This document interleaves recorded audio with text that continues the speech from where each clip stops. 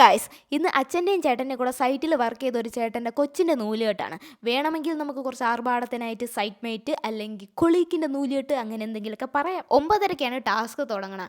8:30-ക്കെങ്കിലും റെഡിയായി വീട്ടിൽ നിന്ന് ഇറങ്ങണമെന്നാണ് ബിഗ് ബോസ് ഞങ്ങൾക്ക് തന്ന ഓർഡർ. പക്ഷേ ഞങ്ങൾ കൃത്യം 9 മണിക്കാണ് വീട്ടിൽ നിന്ന് ഇറങ്ങിയത്. അതിൻ്റെ ചെറിയൊരു പരിഭവം ബിഗ് ബോസിൻ്റെ മുഖത്തുണ്ട്. അത് ക്യാമറയിൽ ഒപ്പിയെടുക്കാൻ പോയാൽ പിന്നെ നടക്കപ്പോറതേ യുദ്ധം. പറയാൻ മറന്നു, ഇതാണ് എൻ്റെ ഡ്രസ്സ്. കാർത്തികേട്ടൻ്റെ കല്യാണത്തിന് ശേഷം പിന്നെ ഇന്നാണ് ഈ ഡ്രസ്സ് ഇടണം. Rich and premium quality look തോന്നിക്കാൻ വേണ്ടിയിട്ട് തോളിലൊരു ബാഗും കൂടി തൂക്കിയിട്ടുണ്ട്. അതെല്ലാവരും ശ്രദ്ധിക്കണം. ഫേസ് മേക്കപ്പ് ചെയ്യാൻ വേണ്ടിയിട്ട് ഈ 3 പ്രോഡക്റ്റ് ആണ് യൂസ് ചെയ്തത്. ഫസ്റ്റ് ഫേസസ് കാനഡയുടെ മേക്കപ്പ് ഫിക്സർ. ഇതിൽ ടീ ട്രീയുടെ എക്സ്ട്രാക്ട് ഉണ്ട്. മാറ്റ് ഫിനിഷ് ആണ്. 12 hours സ്റ്റേ ചെയ്യും. അടുത്തത് ഫേസസ് കാനഡയുടെ ഹൈഡ്രാമാറ്റ് ഫൗണ്ടേഷൻ ആണ്. ഇതിൽ 3 in 1 ആണ്. അതായത് മോയ്സ്ചറൈസറും സൺസ്ക്രീനും ഉണ്ട്. ഇതിൽ അലോവേറ ഇൻഫ്യൂസ്ഡ് ആണ്. 10 hours ലോങ് സ്റ്റേ ചെയ്യും. ഫൗണ്ടേഷന്റെ പണി കഴിഞ്ഞ് ഇനി അടുത്ത 3ാമത്തെ പ്രോഡക്റ്റിലേക്ക് കിടക്കാം. അതായത് ലിപ്സ്റ്റിക്. ഞാൻ ഇവിടെ യൂസ് ചെയ്യുന്ന ഫേസസ് കാനഡയുടെ കംഫി വാവ് ലിക്വിഡ് ലിപ്സ്റ്റിക് ആണ്. ഇതിന്റെ ഷെയ്ഡ് കോക്കോ ക്രഷ് ആണ്. ഇത് ഭയങ്കര ലൈറ്റ് വെയിറ്റ് ആണ്. ബഡ്ജറ്റ് ഫ്രണ്ട്ലി ആണ്. അതായത് 299 ഉള്ളൂ. പിന്നെ ഫുഡ് പ്രൂഫ് ആണ്. ട്രാൻസ്ഫർ പ്രൂഫും ആണ്. മേക്കപ്പ് കുറച്ചധികം ഒന്ന് ലോങ് ലാസ്റ്റ് ചെയ്യാൻ വേണ്ടിയിട്ട് മേക്കപ്പ് ഫിക്സർ അവസാനം ഒന്നും കൂടി യൂസ് ചെയ്ത് 9:45 10 മണിയോട് അടുപ്പിച്ച് ഞങ്ങൾ അവിടെ എത്തി. അപ്പോഴേക്ക് മെയിൻ പരിപാടി കഴിഞ്ഞിട്ടുണ്ടായിരുന്നു. അതായത് നൂലുകെട്ട്.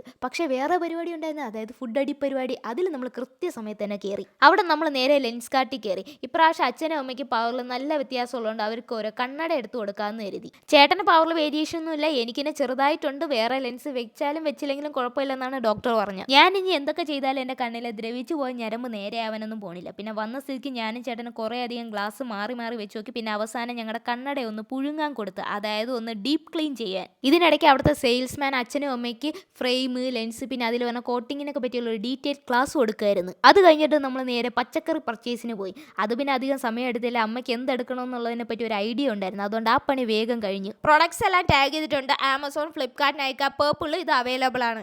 എല്ലാം കഴിഞ്ഞ് വീട്ടിലെത്തിയിട്ട് ആദ്യം നോക്കിയത് ലക്കീനെയാണ്.